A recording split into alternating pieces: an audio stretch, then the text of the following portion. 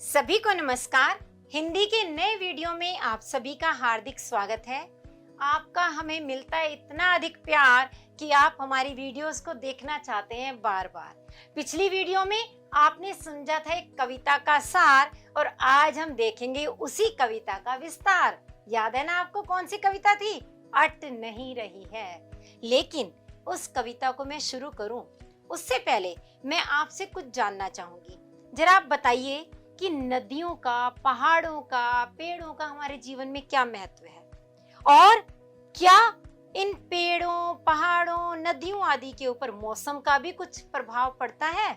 सोचिए, विचार कीजिए और आप देखेंगे कि आपके विचार कवि के विचारों से किस तरह से मिलते हैं, क्योंकि कवि ने भी इस कविता में कुछ ऐसा ही विचार किया है।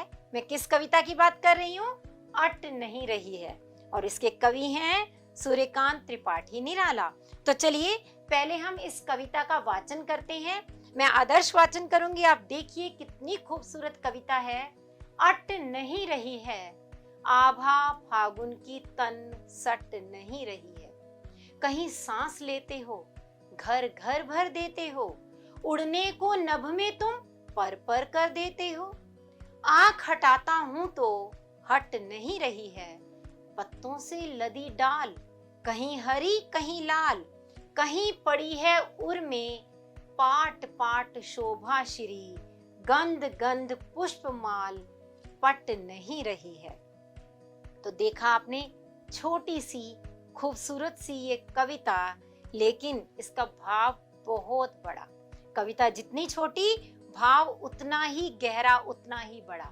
तो हम थोड़ी थोड़ी सी पंक्तियां लेते हुए उसकी व्याख्या समझते चले जाएंगे। तो देखिए शुरुआत कहां से हो रही है? अट नहीं रही है, आभा फागुन की तन सट नहीं रही है। अट नहीं रही यानी समा नहीं रही।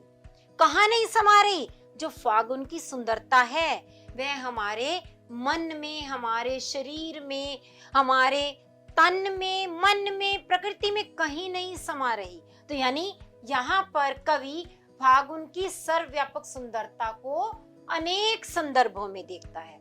जब हमारा मन प्रसन्न होता है तो हमें हर तरफ फागुन का ही सौंदर्य नजर आता है और इसीलिए उसका वो सौंदर्य, उसकी वो आभा, आभा यानी सौंदर्य, तो उसकी वह आभा हमारे तन में समा नहीं रही। हम अपने शरीर में भरना चाहते हैं, उस पूरी सुंदरता को चाहते हैं कि हमारे अंदर समा जाए, परंतु फागुन के महीने की वह कांति इतनी अधिक है कि वह हमारे अंदर समा नहीं रही है। हम अपने शरीर में उसे भर पाने में समर्थ नहीं है।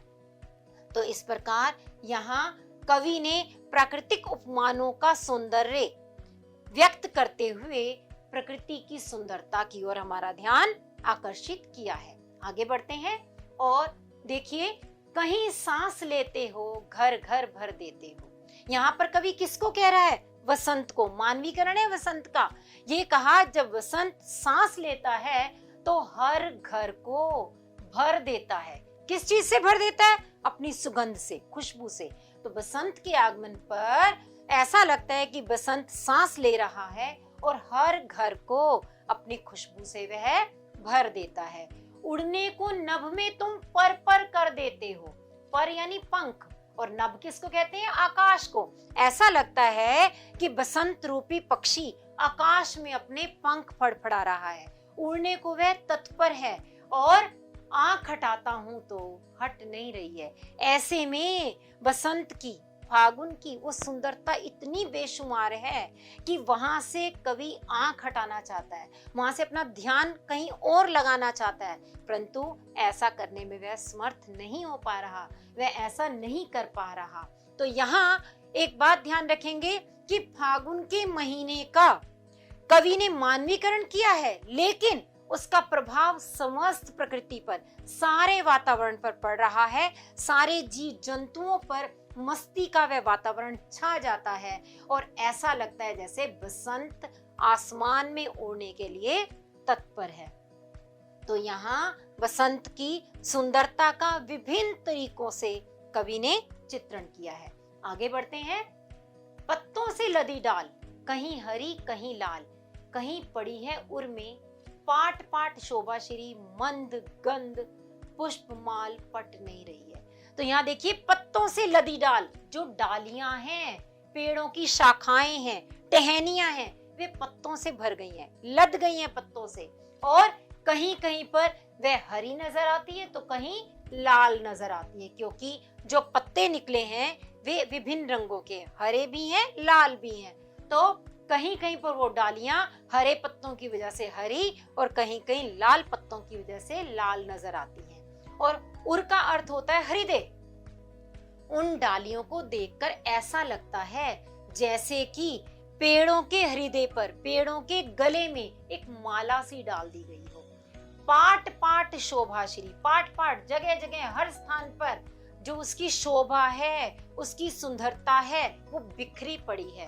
मंद गंध पुष्पमाल, मंद माने धीमी धीमी, गंध यानी खुशबू, पुष्प फूल और माल यानी माला। तो मंद मंद खुशबू वाले फूलों की माला जैसे उन पेड़ों के गले में डाल दी गई हो, और वह सुंदरता इतनी अधिक है कि पट नहीं रही है, कि वह इस धरती पर भी समा नहीं रही है। तो कवि ने अलग अलग रूपों में, अलग अलग तरीके से फागुन की सुंदरता का ही चित्रण किया है। तो कैसी लगी आपको ये कविता?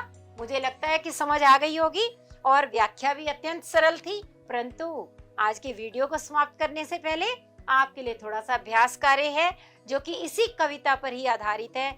आप स्वयं इन प्रश्नों के उत्तर दीजिए, मुझे विश्वास है आप अवश्य दे पाएंगे, और इस कविता को और अच्छी तरह से समझने का, आत्मसात करने का प्रयास कीजिए। हम फिर मिलेंगे अगले वीडियो में। धन्यवाद।